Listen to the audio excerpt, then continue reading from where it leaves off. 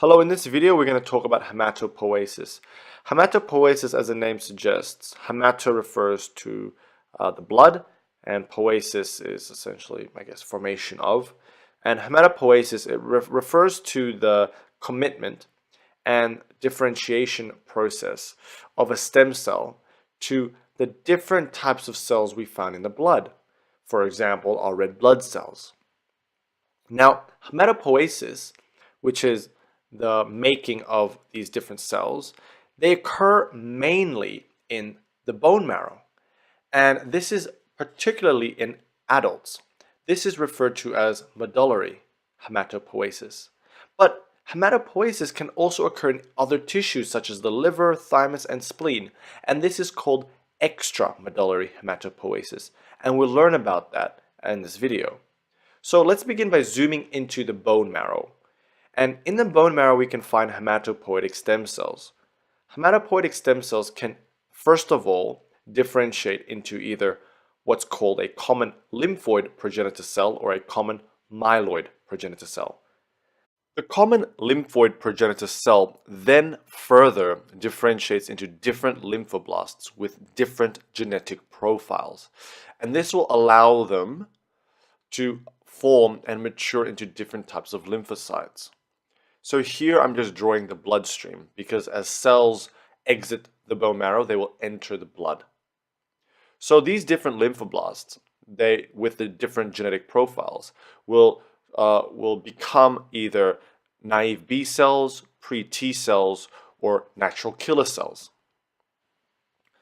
Now, also common lymphoid progenitor cells can differentiate into certain types of dendritic cells. The dendritic cells, when it's formed, will move into tissues and becomes what's known as a lymphoid dendritic cells. Dendritic cells are peripheral antigen-presenting cells that are actually very important in the connection between the innate immune system and the adaptive immune system. So that was the lymphoid progenitor cell lineage. Now let's look at the common myeloid progenitor cell lineage. And it's important to know that the outcome of these lineage are cells that can circulate in the blood. So hence hematopoietic. So again, from the hematopoietic stem cell, it can become a common myeloid progenitor cell. And there are different maps of hematopoiesis that depicts common myeloid progenitor cell differentiation. But how I'm going to show you is what I think is the easiest. Anyway, the common myeloid progenitor cell can become myeloblasts and eventually become granulocytes. These granulocytes are cells containing granules, and they can either be band neutrophils, band basophils, and band eosinophils. So neutrophils, basophils, eosinophils. And these granulocytes are band cells because they are immature.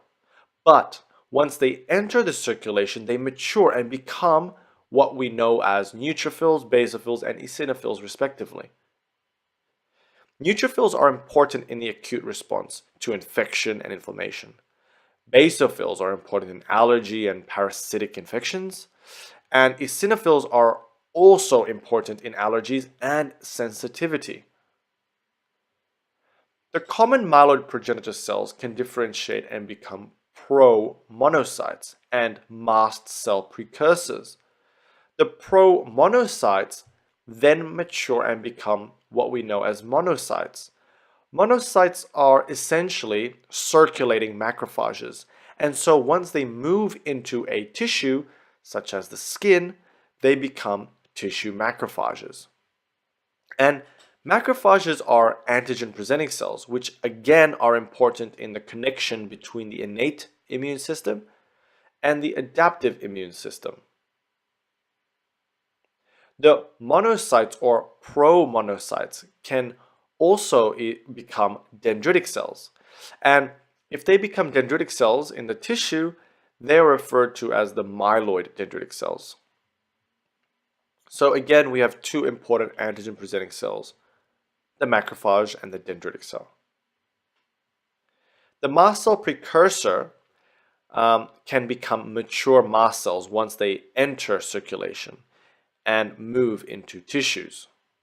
Mast cells are very important cells in allergy, the inflammatory response, and hypersensitivity. Finally, the common myeloid progenitor cell can differentiate and become megakaryocytes with stimulation of thrombopoietin, a hormone produced by the liver and the kidneys. Or the myeloid progenitor cell can become erythroblasts through stimulation of erythropoietin, a hormone released by the kidneys.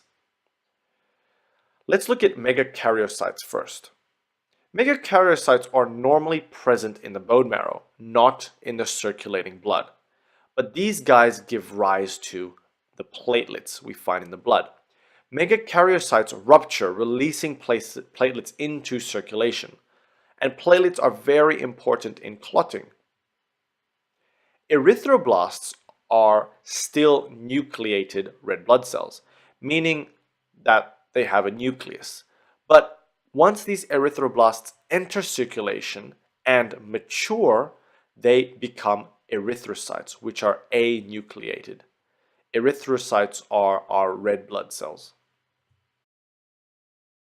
In adults, healthy adults, haematopoesis occurs in the bone marrow, particularly in the pelvis, the vertebrae, and sternum. However, haematopoesis can occur in other organs, and this is called extramedullary haematopoesis. And let us look at a graph with X being the timeline. Here is birth, and down the X-axis to 70 years old. And on the Y-axis is haematopoesis, where the blood cells, the different blood cells are made. So before birth, so when you are a fetus in the uterus, haematopoesis occurs predominantly in the liver and the spleen. And this is the fetus we're talking about. So in the fetus, haematopoesis occurs in the liver and spleen. But then it drops off by birth. And this is because slowly the bone marrow will take over the role. And by adulthood, the bone marrow has the main role in haematopoesis, particularly the vertebrae bone marrow and the pelvis and sternum. Haematopoesis occurring in the bone marrow is termed medullary haematopoesis. It's interesting to note that haematopoesis also occurs in the lymph node during adulthood, but at a much lower concentration and usually occur more often during periods of infections.